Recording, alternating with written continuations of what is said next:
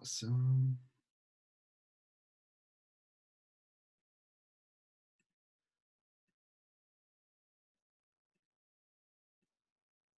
Boom. Awesome. All right. So today's topic, the big thing that I want to cover are 5 things that's going to help move everybody forward um, in their business and even in their life today. And before I start out, I want to kind of start it by saying, if you do what you've always done, you'll get what you've always gotten. And it's a quote from Tony Robbins. And it's just a good reminder that every time that we want to up level, every time that we want a different result in our life or in our business, or even in relationships, if we continuously fall back on the things that have gotten us to where we are right now, that's about as far as we're going to move. We have to think outside. We have to continuously push forward and see new perspective in order to take that one step and up level. Now, the first thing boom. The first thing I want to cover is gaining back time. You hear this phrase a lot, but there's a lot of ways to look at gaining back time.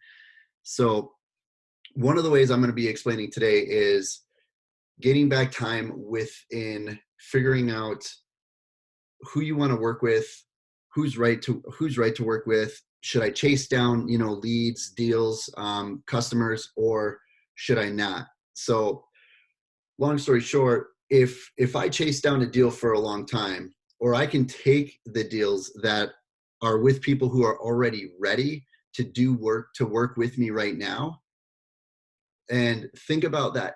Most of us think that we have to hunt, we have to chase down people, and we have to do all of these things. But at the same time, if you flip the token over, there's already a bunch of people that want to do work with you, that already would enjoy doing what it is that you provide them. So let me add these people in here real quick. So when you think about chasing people down, or doing work with people that already want to work with you, it starts to get you to think that maybe chasing people is a foolish move, right? So let me explain. The people that are not going to do anything with you are the people that look back at you and they say, well, that's kind of up to you, right? Like, say you're pitching them a program, or you're trying to get them on, a supplement or a product that you have to offer, and you ask them questions to move forward, and they say, well, that's kind of up to you. Like, you convince me. And in that moment, I want you guys to realize that's, in fact, it's a defensive reaction on their part. And because in every person,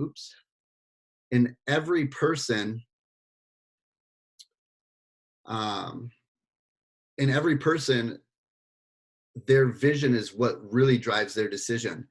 But at the same time, we have to know we have to know that they already have some sort of vision inside of them. And what I mean by that is, when their vision drives their decision, somebody sits down with you and they don't have a vision of doing something with you already, you cannot put it there, right? It already has to be there. So you can exceptionalize into them what's only already going to be there. So you always hear the phrase, and I've said this 1,000 times: paint the vision of where somebody wants to go, paint the vision of what it's going to look like, paint the vision of what it's going to feel like. But if they have not already done that for themselves in some sort of context, you won't be able to put it into their brain, into their mind. Now the question is, how much time is that actually going to take you, right? And what's the return on your time to be able to do all of that? I get people who want to do business with me right now because your most valuable commodity is going to be your time, right? So when you think about, everyone has 24 hours in their day, no matter whether it's me, whether it's Amy, whether it's Travis, whether it's David, whether it's anybody, Donald Trump, Tony Robbins, we all have the same amount of time in a day. uh, but yet some make 10,000 in a day and some make $50 in a day. And what's the difference? Like, how do you figure out what the difference is between those? The difference is, I can chase a deal, a customer, a prospect for a very long time, or I can take the deals from the people that are ready right now, right? That want to work with me, that want to do the things that you have to offer. Now, in that context, I want you to understand, you're probably thinking, well, Joe, well, holy cow, like I have to follow up. I have to do all of these things, you know, blah, blah, blah, which is considered chasing in some context. But that's where systems come into play. Now you have to automate things so it doesn't take your time. So certain systems, emails, automatic text, automatic things like that can start to do some of that for you, which eliminates you actually having to take the time. Yes, it takes time to set it up, but not time actually doing it every week, day in and day out. Now, coming to the type of understanding that you can either chase people or you can work with people that want to work with you right now. Very few people actually understand and can do it early on in their business career. And the reason why I say that is because they are so desperate for opportunity that they literally think it makes no sense to not chase every single opportunity. And everybody that I've ever taught this to, you can just see kind of a light bulb in their face, like, I've been hustling for years. You know what I mean? You're saying, I don't need to hustle anymore. That's not what I'm saying. The one thing you need to develop is a solid instinct for people that aren't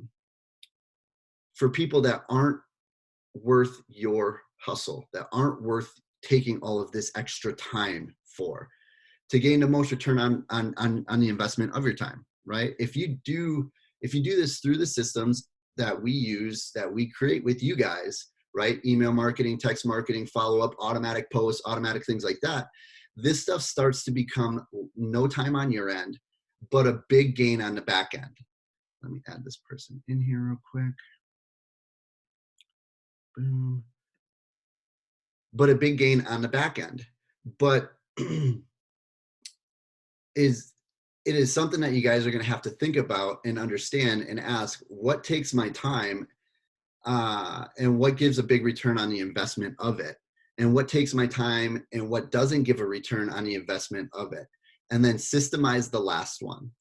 And what I mean by that is we've all had that person that we talked to and we knew, right? Like you can feel it almost from the beginning, their energy, their flow, like everything was going, and they're like, yeah, let me work with you, right? Like I want to work with you. That's somebody that wants what you have and wants to do something. They've already thought about doing something like this.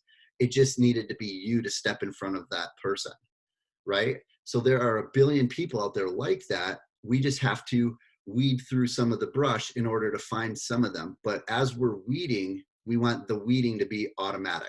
We want those things to not take our time, not stress us out and create anxiety and all of these other things. Now, the next thing is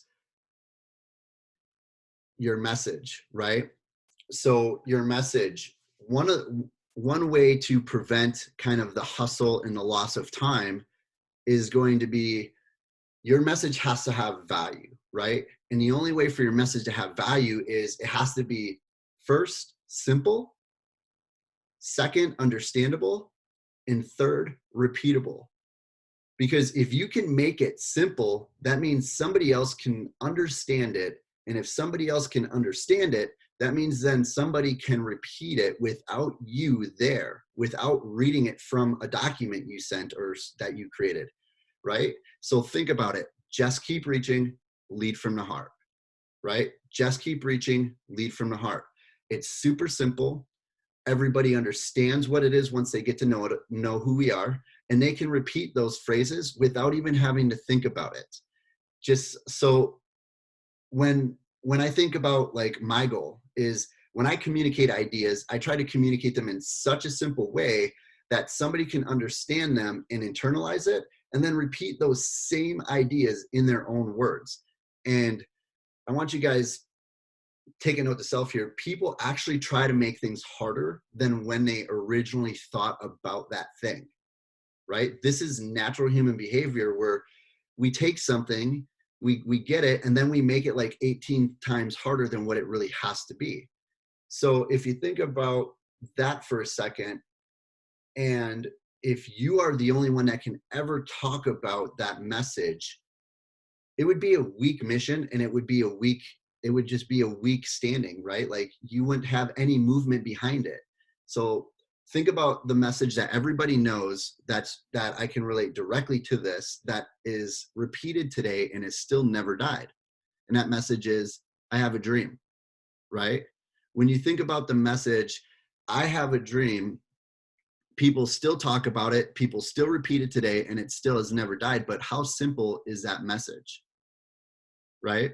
That nobody has to be here in order for it to continue, because the message was simple, it was understandable, and it was repeatable. But we add another thing to it. It was specific to the people who would relate and spread it.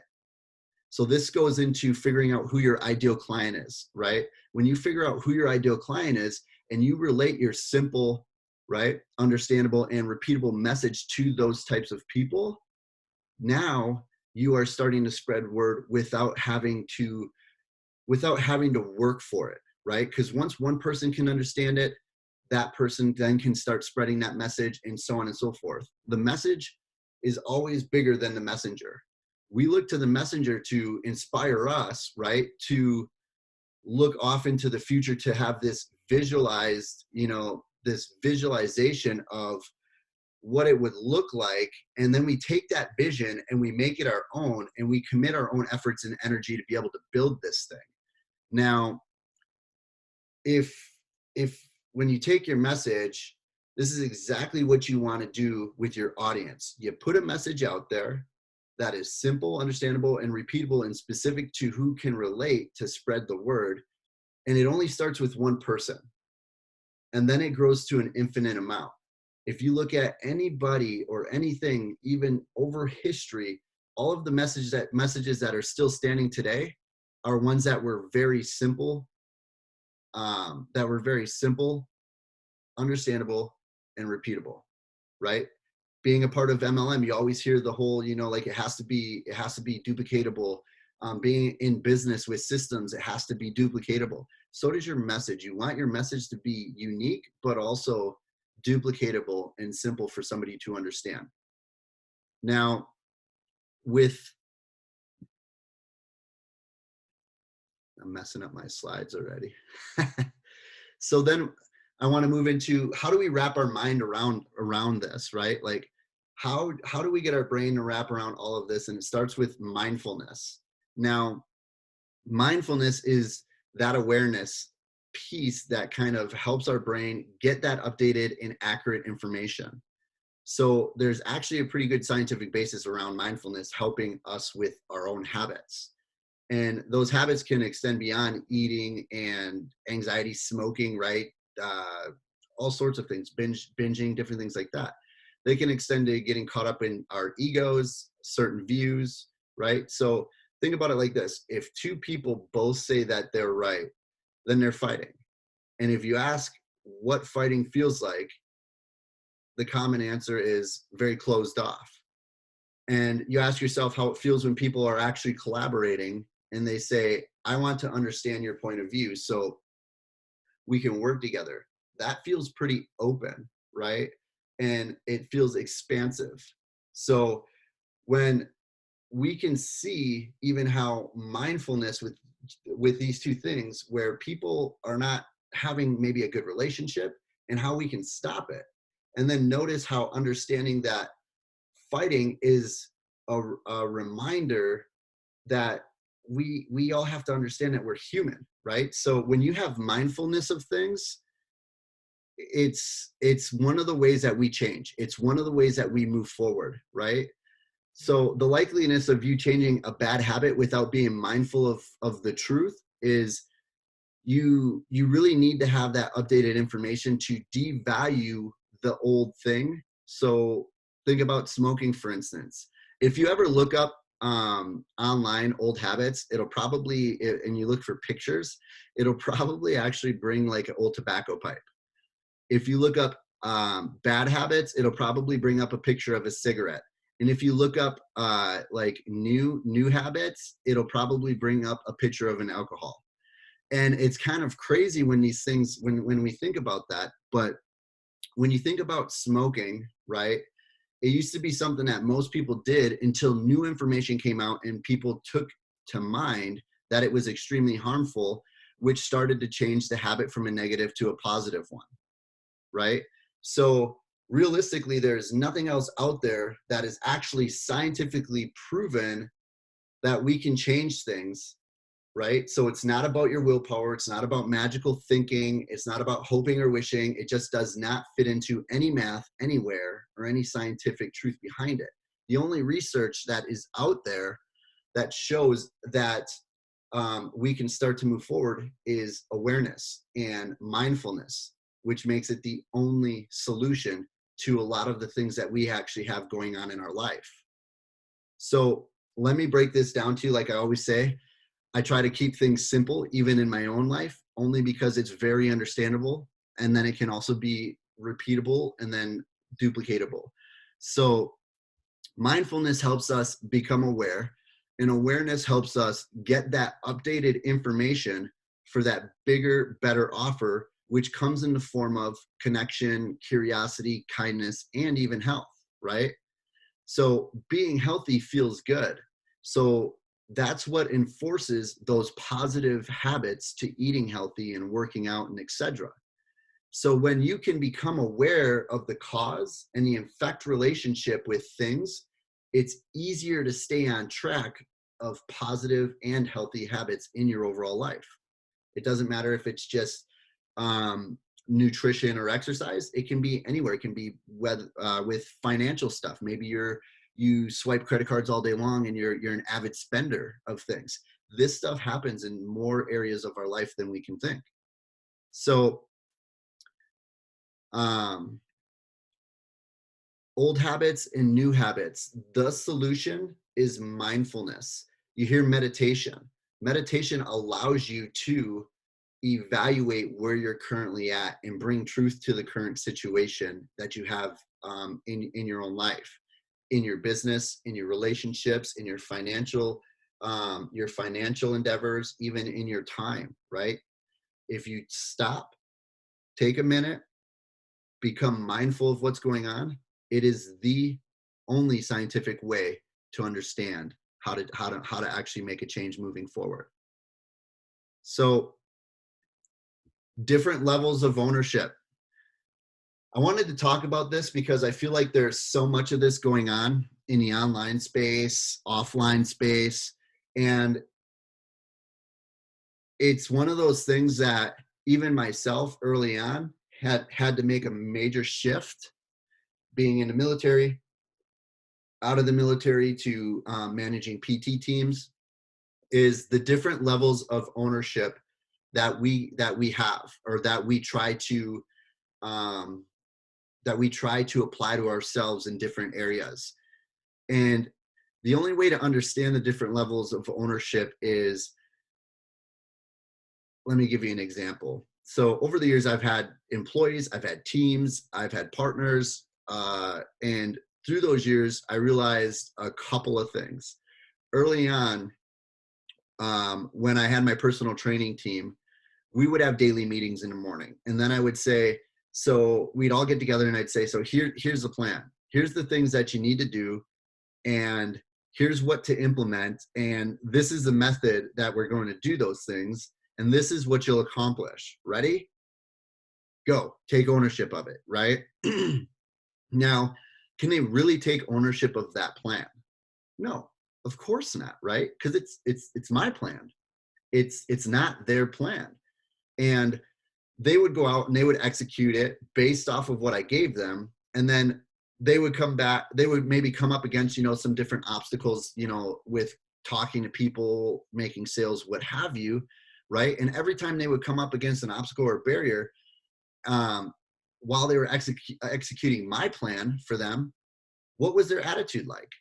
Well, it's not my plan, right? It's his plan. And they're like, well, Joe didn't think of this. The plan is horrible. And they just kind of move away from the barriers. And then they come back and they tell me, hey, we failed to do X, Y, Z because you didn't think of this, right? So what I'm really getting at here is right? That was me. I was taking too much ownership. So moving forward, even with our programs today, what I've progressed into was, here's what needs to be accomplished, and here's the things that can help. How do you want to do it? Right? Because now even if they're a good trainer or business owner or entrepreneur, they will go out with they will go out after, right? And they'll talk with whoever they need to, whether it's their team, whether it's themselves, right? And they will say, here's the goal. Do we or I want to, do this? And then they come back and they say, here's the plan. And I say, hey, it looks good, or hey, that's awesome, or did you think about this? And then say, let's go execute it, right? Now, if I didn't do that and I didn't make those shifts over the years, all it is everybody else creating an excuse because they're not taking ownership, but I'm taking too much ownership and not allowing them to take ownership of what they have going on, right? So it's twofold. And now when they hit an obstacle, right? So if I do it that way where I say, hey, you're gonna, let's go out, like, here's kind of what we want to do. How do you want to accomplish it? Like, what's the plan? Create it. They come back, they create a plan, we go through it, and then we say, all right, let's go execute it. Now when they go out and they execute that specific plan and they hit an obstacle while executing that thing, what's their attitude, right? They're gonna say, I need to adapt or adjust because it's not my plan anymore. It's their plan. They'll make it work, right? They have more ownership into it. They have more invested into it.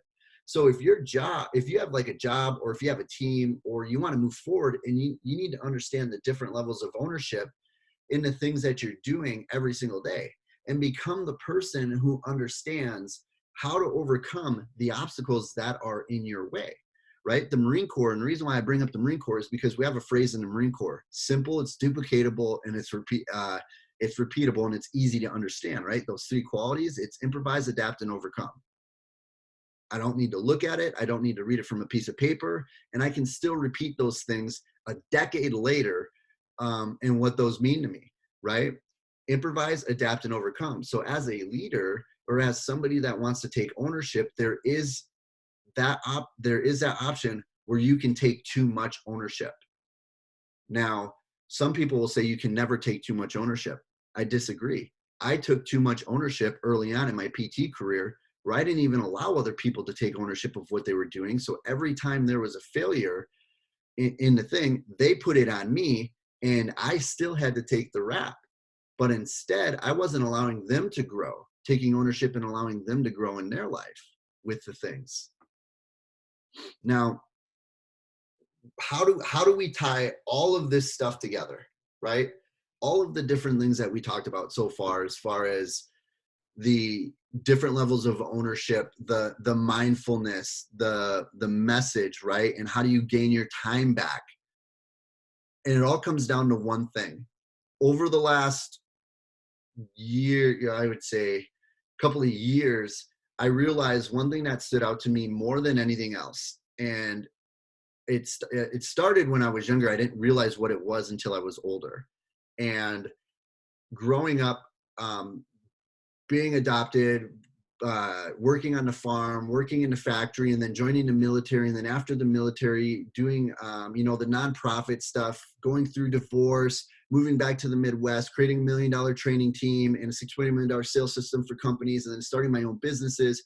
Like, all of this stuff stemmed from something, and I didn't realize what it was until I started, understanding more about business and understanding more about systems and processes.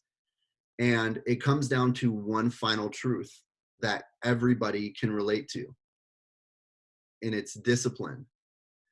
Now, this is literally, in my opinion, the only reason someone doesn't get exactly what they want in life, in business, in health, in financial status, friendship, and in spirituality. And the reason why I say that is because the lack of discipline is something nobody wants to hear, right? Like, it's not sexy. It's not like, oh, and you've probably heard this maybe in a different tone from your parents and all of this other stuff growing up. I heard it from my dad. Oh, you need more discipline, throw a wrench across the farm at me, right? Like, different things like that. But nobody wants to hear it because it's not sexy. It's not, it's not like this thing. But when I talk to different businesses and teams and I go into the gym, they say the same thing, right? Like, they don't want to hear it. It's literally the harshest answer, but it's the truth. Most of the time when I'm talking to different teams and different gyms or even people, the questions that I get is like, I am disciplined, right? So what do you mean? In what way do I need to be disciplined? And I say discipline in life, discipline in every area of your life. Like, think about it in a serious like context. There is no area you should not have some form of discipline in. If you want to make progress in any area of your life, you have to have discipline. That's how you end up getting there. Discipline is literally the root of every single good quality that you have and that everybody else has. Without discipline, there are no good qualities. Think think think about like what you're going to get without discipline, right? Like, are you going to be in good physical shape without discipline? Are you going to be in a good relationship without discipline? Are you going to be financially successful without discipline? Are you going to become, smarter without discipline, right? Seriously, think about all of the things that and the goals that you can possibly achieve. Can you possibly get there without any type of discipline? And if you have a way to get somewhere without any discipline, please let me know, because I want to hop on that stuff right now. Like, I'll hop on it yesterday. So many people struggle with things that they don't have to when it comes to their personal life, because discipline is actually what gives you the most self-respect, one, the most belief in yourself, two, and the most confidence, three, right? It builds the qualities that you need to say, yes, I got this. I can do hard things consistently and resist temptation and even delay gratification, right? So the number one thing that has helped me in my entire life is discipline. That's part of why I created Just Keep Reaching. Once again, that phrase, simple, understandable, and repeatable. I can do anything if I lead from the heart and I just keep reaching. That discipline has given me the opportunity to make money, to have kids when they said I couldn't have kids, to get out of debt, to grow teams, to lead others. It has allowed me to achieve everything that I have in my life right now. And a side note for you guys, it has done the same thing for you. Everything you have right now is because of the discipline in your life, whether it's wanted or unwanted. Discipline is knowing what it is that you're supposed to do and then actually going and doing that thing, right? So I want you guys to think about where you're at right now and ask yourself, if you were your employee, like if you were to hire yourself as your employee in your business right now, would you hire you? Right? Would you hire you and say, wow, this was a great hire. This person is outstanding. They take ownership at the right levels. They display their message in the way that can be heard across the country. They are so disciplined in the pursuit of becoming better in all areas of their life every single day. And if you can't say that, what would you say is the biggest takeaway from today's training? And I want you to share it with our community right after, because I want you to share it in there in a way that you want to show up in a world, right? Like, as if this was your last day, if this was your last opportunity to show up, I want you to share it in that way. Why? Because a part of receiving the things that you want most in life come from contribution and putting into the world to be held to the standard that's required to actually get them, right? And required to get you there. Now, I want to bring this up. I want to open it up for Q&A along these things. And let me know first, like, what stood out to you guys as far as one of these topics, and maybe if there's something that you didn't understand, ask me some questions around this stuff. I want to dive in. Amy, what stood out to you the most?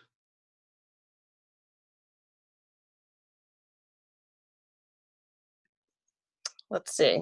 I mean, I definitely took some notes. I liked the ownership. So Especially I can relate to it and in all areas. I've had many different jobs and now I'm with the MLM. Just, taking away that control and being okay with it and just being able to say, okay, it's yours now, say it in this way, however, own it in your own way.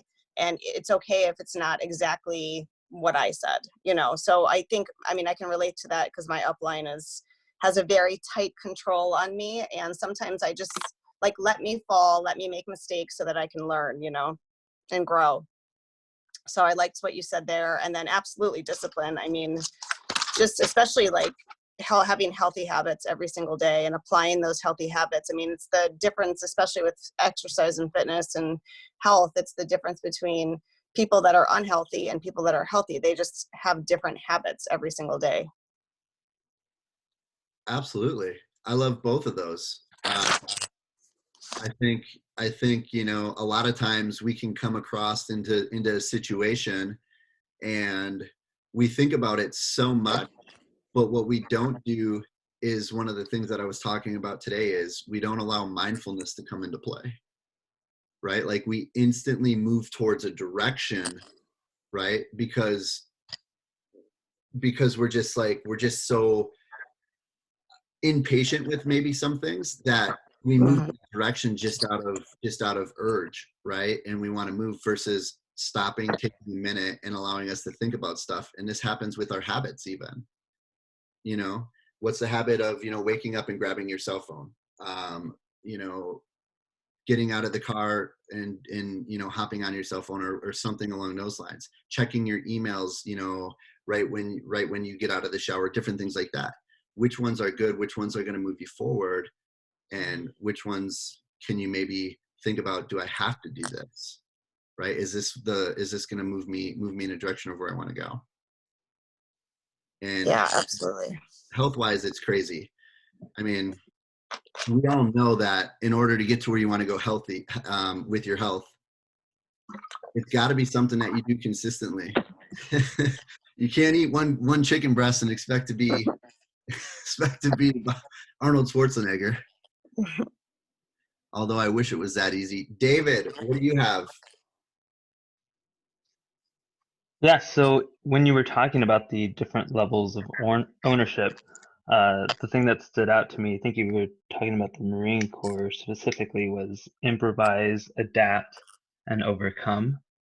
Those three stood out to me, I think, specifically because I had been listening to another podcast about communicating, and they were talking about improvising and being an expert at improvising. And so I think that's why that stood out to me is, you need to be able to think on the spot and not overthink. Absolutely. I love it. I love it a lot. And that is one thing that was like drilled into my head in the military. Mm-hmm.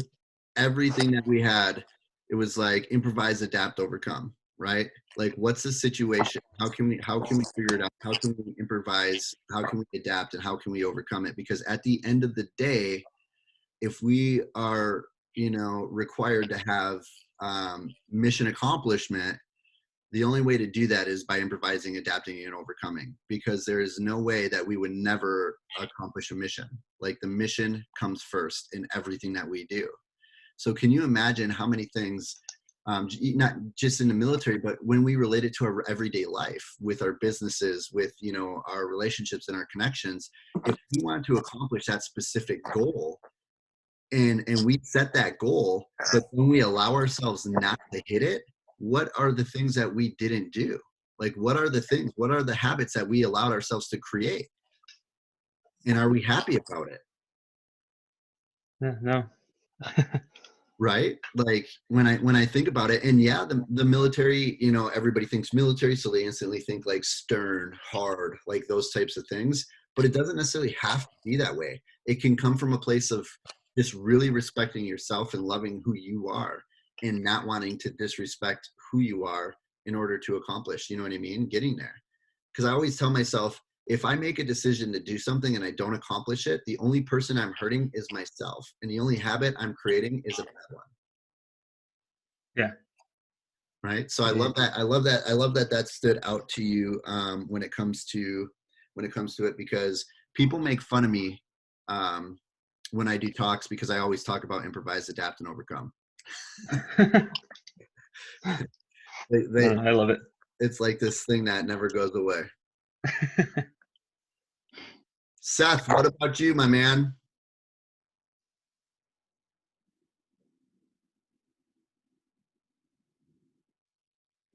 Do you have good internet?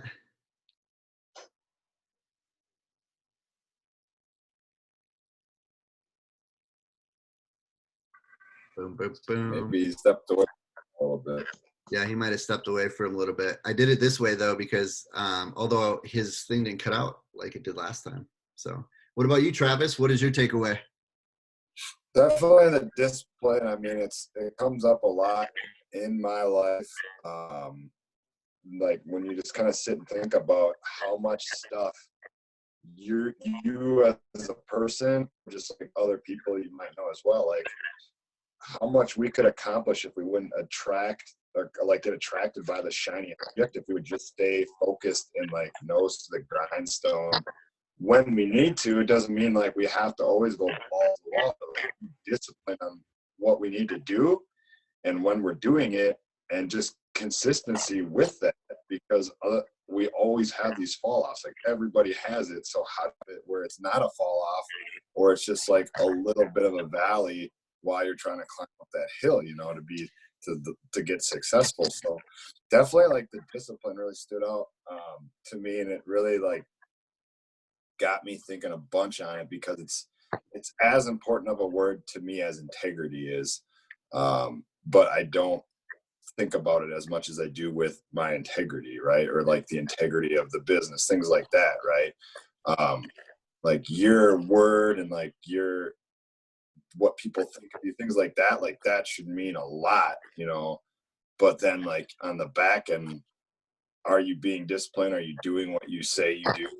You do things like that, you know. So it's like it should be right up there with me on the importance of it, but sometimes like it's not, and I need to like work on that some days, and some days I'm solid, but it definitely stood out, and probably today was like a really good one for me to hear that. So. No, that's awesome. I love it. And I like how you put I like how you put it and matched it with integrity. I think it's huge. I think that's a good connection, and I think they both correlate hand in hand with everything. And here's the thing: not everybody is 100% disciplined in all areas. And do you want to know how we can easily know that? Just take a look around, right? Like take a look around. People they aren't as healthy as they want to be. It all stems from the standards, from the discipline that they have. Are they doing the things that they need to do in order to accomplish it? You know, and vice versa. What about gaining time back? Like that's one that kind of stands out to me a lot when it comes to, you know, the whole, you know, online space or business in general, of gaining time back. To how do people gain time back, right? Like think about, we have 24 hours in a day. So it's the same, we have the same amount of time as Donald Trump, Tony Robbins, right? Mark Zuckerberg, like all of these people. And, you know, so these people are billionaires, and you have, you know, and we're not billionaires. What do you think? Who can give me an example of what they think maybe the difference is, you know, of what's going on?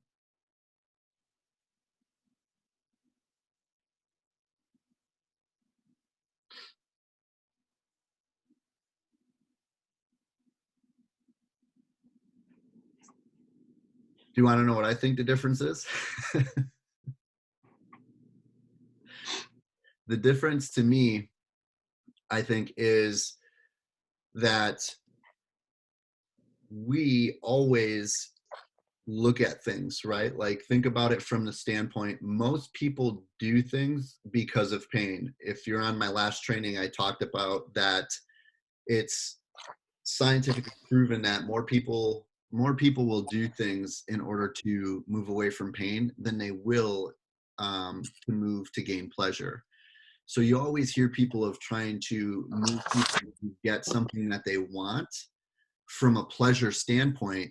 But what they're not revealing and not understanding is without adding what that pain is in there, they won't move.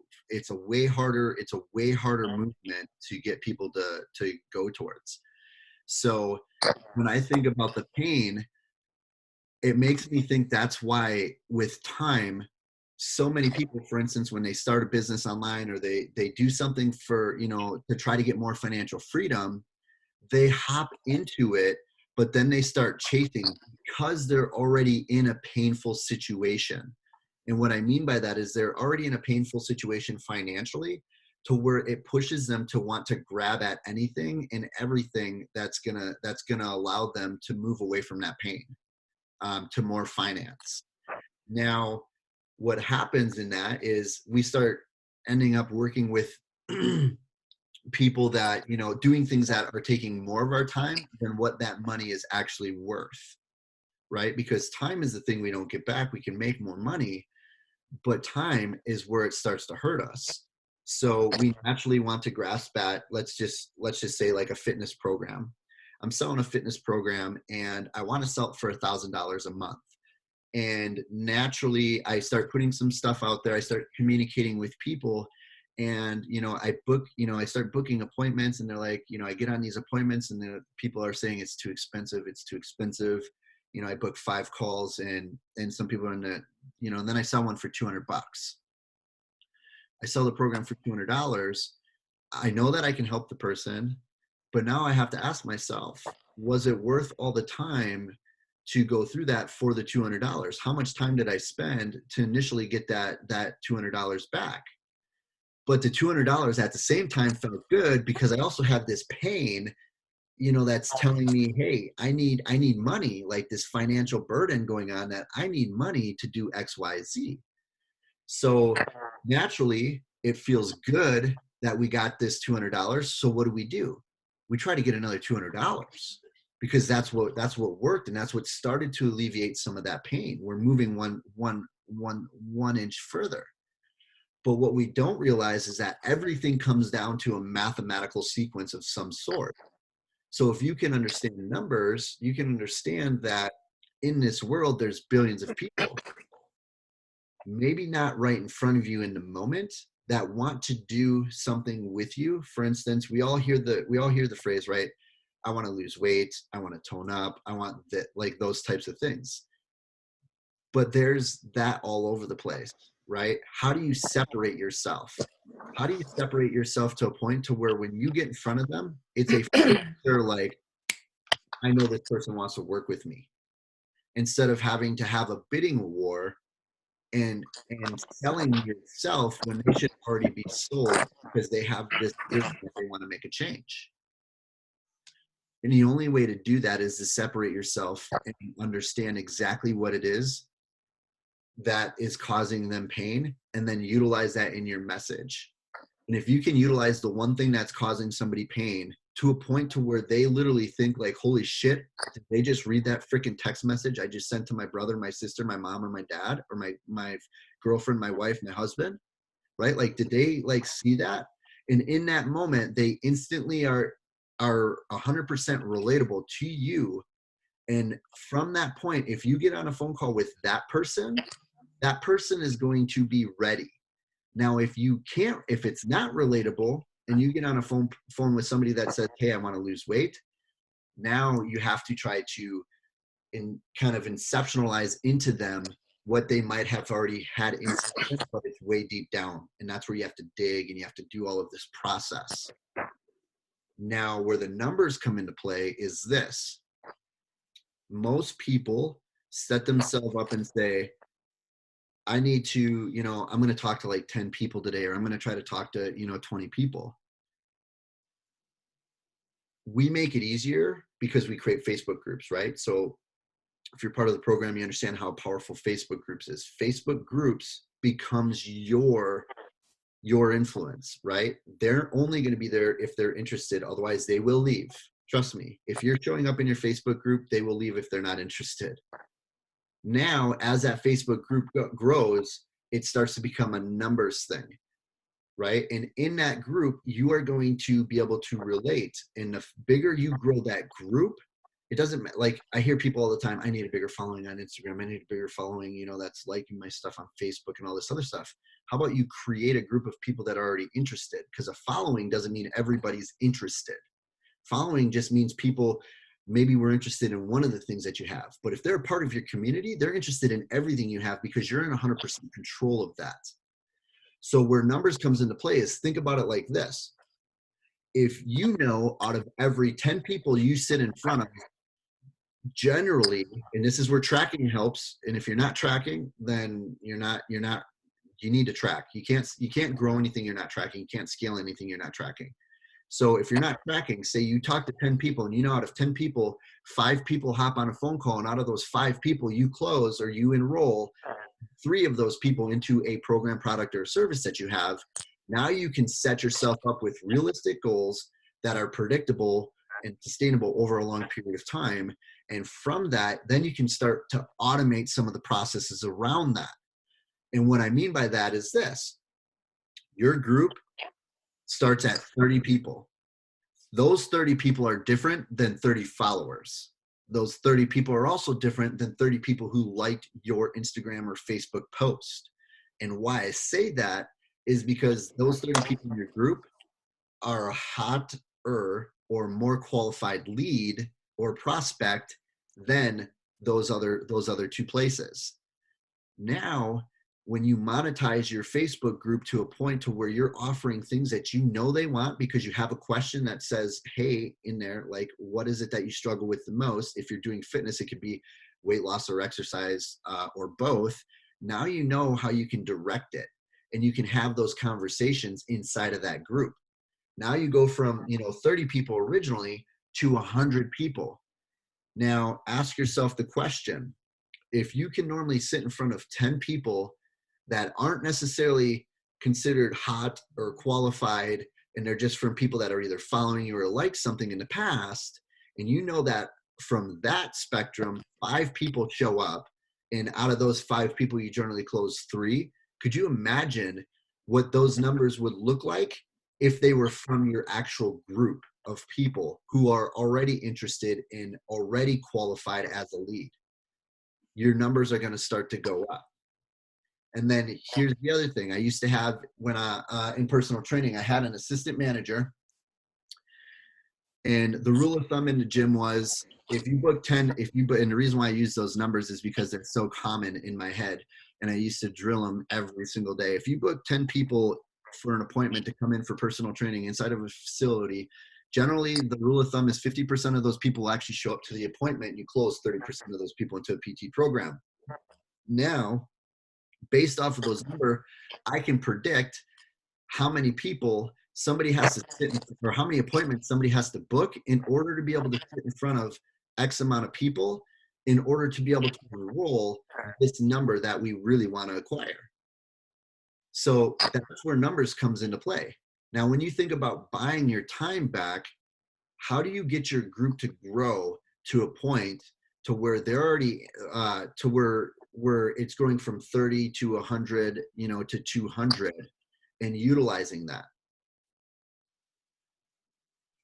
The number one way to do that is automating 2 things in specific. One is some of your content that you're shooting out there that tells people, I have a free, awesome community that does X, Y, Z. You should check it out, or you should message me, or here's a link if you want to check it out, right?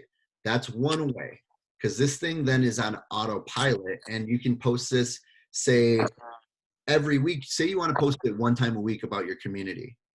You can automate it and send it out maybe Monday 1 week, Wednesday the next week, Thursday the next week. And then from that, you can also figure out which time or what day has best worked for you. Which one of those posts got the most people engaged? Then the next month, you hone it in. You become better, right? Because being mindful of what's actually there and saying, hey, Tuesday, I got like 30 people in on Tuesday when I did it. It was phenomenal. But on Wednesday and Monday, I only got like 10 people. So now next month, you can then post it again on the days that you already know you're going to get more people to respond to it. And then maybe try it at a different time, because maybe it might go up or down. So that way you can do that. So that's one, automating your posts. Number two is still something that people don't do enough of, and that is going to be email. Believe it or not. Like, I don't want you to send out thousands of emails and spend all of this time creating, an email for every single person. I just want email to be there, because it's another way that they get to understand who you are. And this is another thing that you can automate without thinking about it. You can literally create templates to where every day or every other day, MailChimp is a free version of this, right? Like, you don't have to pay any money for it. You can go in there and you can create what they call a campaign drip. You click on create campaign, and you can literally then say, hey, this is a welcome email. So the welcome email is, hey, I'm so-and-so. This is what I have, this is who I am. This is what I love to do. Thank you for this. And then maybe because how you got their email, you offered them something free or something that had a lot of value to them. And then you have that in that first email. And then a day later from that, you send another email out talking about things that they want to hear from you, right? So is it something around relationship, but you don't talk about it in a way that's like, hey, to get fit, here's an awesome workout. Do, body weight squats, blah, blah, blah, blah, blah, blah, blah, blah, blah, blah, blah. Try this at home. No, you don't do that. It has to be in a story format. I want you to understand the best salespeople and the best marketers in the world do everything in a story format. Why? Because it's the same thing as a video, a movie you watch. What gets you intrigued about a movie is that it starts here as a normal thing. It goes up into a climax where you're like, what's going on? I'm so like intrigued. And then it goes down and you're like, holy shit. Like, I cannot believe that this just happened. Like, fucking kidding me? Right? Like you get, like, it gets you excited. You want your email to do the same thing. So sometimes if I really want to grab people's attention, I did a subject line that literally said, gosh, it was around debt, right? Like, it was around talking about debt. And I said, I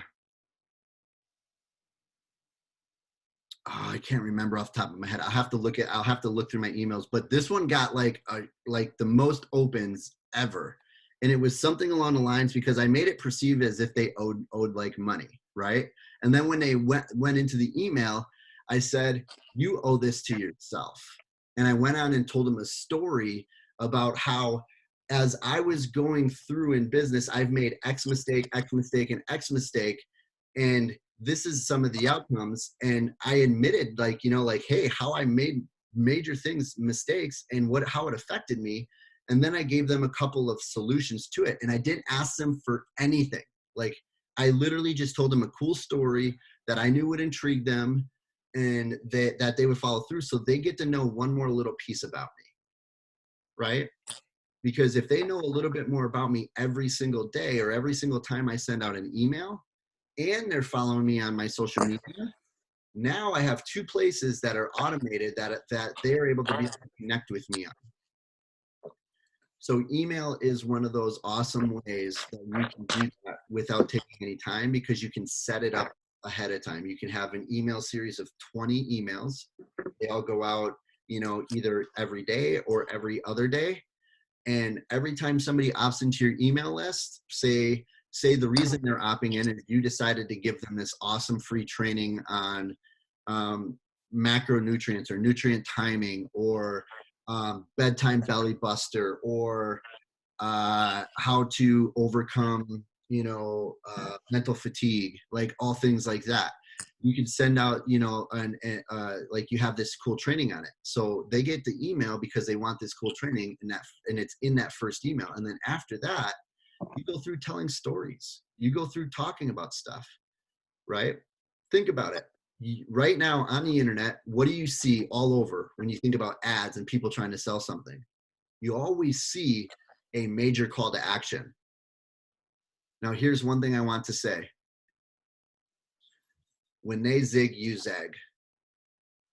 When they zig, you zag. And what I mean by that is this. If everybody is doing X, you want to do Y. And because of that, that's what's going to separate you.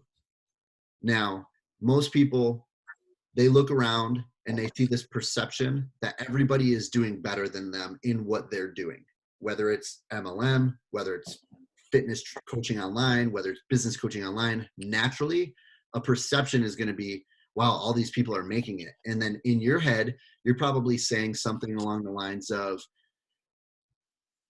I don't know how they're doing so good. Like, I'm doing the same type of thing as they're doing, and they're having fun, and I just want this for me. And you start to doubt things, and you start to really compare it to like what you got going on. But what I want you to understand is this: even though everybody else is doing that, I want you to create a message that separates you completely with something that is a brainer that they would want to either message you about it, would want to talk to you about it, or continue following you about it, right? So an example would be right now, everybody says, are you struggling to get leads? Are you struggling to lose weight? Are you struggling to blah, blah, blah? Why would I click on any of those people's thing when it's all the same message? How do I even know which one to click on? Which one stand, like, how do, they all sound the same. But then I see the one that says, I know you may be struggling with leads, but that's not why I'm here to talk to you. What I'm really here to say is, don't worry about it, because I know you're seeing all of these things that say they can help you with X, Y, and Z with getting more leads. I really want you to understand that even though right now may be hard, this too shall pass, and go on to something different and give them something of value that will separate you from that other person, right? That's how you'll see a lot of marketers. And when that starts working, guess what you start to see everybody else do? This is how you can start to notice the trendsetters when it comes to marketing. You see all of this stuff, and then you see that one different thing, and then all of a sudden it starts working for that person, and people start to hear or get word, or somebody, says something, and then all of the marketing messages start to switch. It's literally like a freaking domino effect, and it's kind of funny to look at and watch because it happens. So 2 things that will help as far as automation is automating your post and then automating your emails. And even to be able to get those emails, that can be an automated post as well, right? Like every week you talk once about your community or your group, right? Which, by the way, you should easily be able to get emails through that, because once they become a part of your group, one of the questions to enter your group should be their email address. This is going to build your email list that you'll have forever, by the way. Each email, I want you guys to think of, each email is worth 50 cents. So I want you to keep that in the back of your mind. Some emails, if you're good at writing stories and talking, about things that could interest people, it could be worth $2 an email. So keep that in mind. So that's one way. Hey, join my group. You want to have an automated post around that. The other one can be, hey, I have this free thing, right? If you want the free training, if you want the free PDF, if you want the free, ebook or what have you, you can go ahead and grab it here. Those are 2 easy ways that take very little time to set up, that you can automate every week. So that's constantly generating leads, generating people to come and be of interest to what you have going on. Now, what I always like to do is, we have that group. Our goal is to grow that group. Okay. With that in mind, I'll have 2 things or 3 things that I will automate to push people into the group, because I know I'm going to get their email once they join the group anyways. So I could easily say, hey, I just did this awesome training with a whole bunch of people tonight on a call. We talked about 5 things that can move them forward today. If you want the free training, I have it in my free community with a whole bunch of other trainings as well. Click here, go over here and join my group. Another one can be, hey, did you know that I have a free, online fast action CEO group where I talk about sales, business, marketing, all sorts of stuff. If you want to grow your business, if you just want, some helpful tips, go ahead and join the group. It's free to join. Something along those lines, right? Or I could also say, hey, I have a free, blah, blah, blah, or I'm doing a new training on such and such date. It's going to be in my free community where I also have XYZ. When I say XYZ, I want you guys to think about ideal client and their pain, and think about what it is you have in your group that's going to eliminate their pain, where I have XYZ. So now I have 3 things, and I call those 3 flows.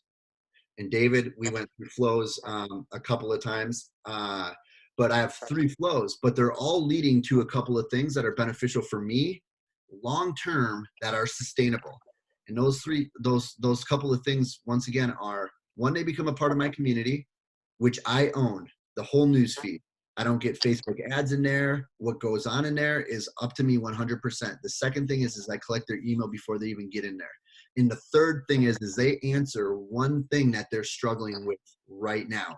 I have 3 very valuable things that are awesome data that I can scale from and create things around, right?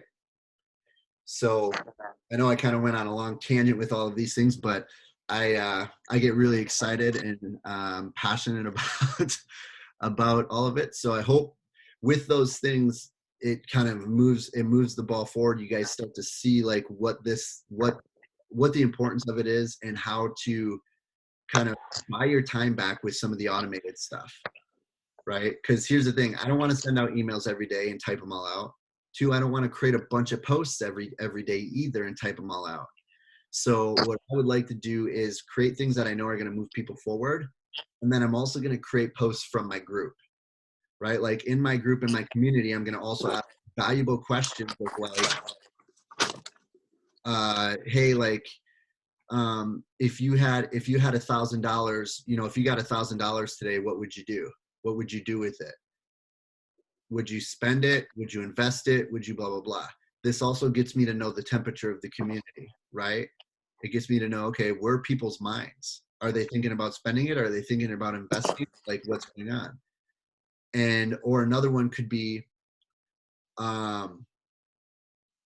if you had to make a decision right now of whether or not you needed to lose weight, or whether or not you needed to exercise more or become better with your nutrition, which one would you prioritize over the other?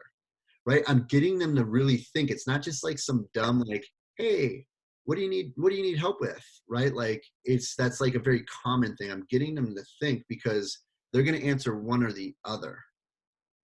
And that then from there, some might say, hey, I need to, blah, blah, blah. I can create a post from all of that stuff and say, and on my actual Facebook or on my actual Instagram, and say, hey, I know a lot of people are thinking X based off of the post that you got. This is real time data, and you're putting it out there with also people who are interested. So you're going to attract other interested people just like them, and communicate that way. Hey, I know people are struggling with, blah, blah, blah.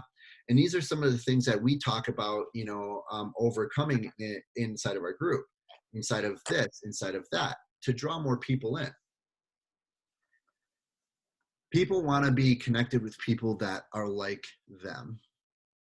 And if they feel like they can become a part of something that's going to put them with people that are like them, but also help them get to where they want to go, move away from that painful thing, then that's going to be that's going to move them higher and faster towards that direction. And then it just becomes, just keep reaching. You don't stop. You just keep reaching in every area, and you lead from the heart. So, questions? I just threw a bunch of stuff at you, and I love every minute of it.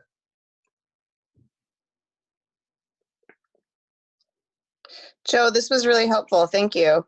I'm still obviously new to the group, so I'm kind of learning everything. So we haven't really gotten into the Facebook group part just yet. We've kind of just talked about Messenger and how to kind of connect with people, like the 5-day Messenger and getting people in a conversation. So that's kind of where I'm at right now. But I think all of this is really, really helpful, and it kind of gives me a vision of what to do next. Absolutely. And where that conversation can go once I create that group. Oh yeah, absolutely. Like, you know how I was saying your emails, you can say it's, 50 cents or like, $1 or something.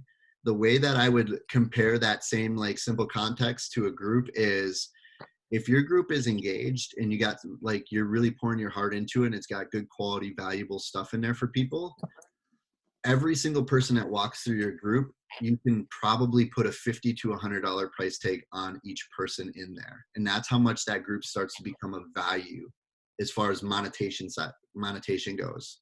Now, I'm not saying, hey, create a group because you're only looking for money, but I'm saying, hey, like, you have to understand the numbers also behind some of this stuff, because you should get paid for helping people, right? Like, everything is always a win-win. They're going to gain so much value from what you have in your programs, not just inside the group, but in all the other things that you have to offer, that it flows both ways. So when I think about how important a group is, it's probably one of the most important things right now in the online space. So Yeah, I would agree. So yeah, I know I talked for quite a while. There's one thing I want to end with, right? One thing that I want to end with, and if you could do me a massive favor, go into the community, into the Fast Action community, and tell me one thing that you took away from this training tonight. And then I also want you to answer the question, why do I exist? Like, what is my purpose? So that way, Wow, that's deep, Joe. and I keep thinking about it in my head, because it's one of those things that if I have to think about it and I can't say it, then maybe I'm not clear. And I need to be clear on it, because that's a driver. So I like it. awesome. I love you guys. Thank you for hopping on tonight. I appreciate every one of you guys. And like always, just keep reaching and lead from the heart. And I will see you guys inside the community. Thank you guys for hopping on again. Thank you. Thank you. Have a good night. Peace out, David. See ya.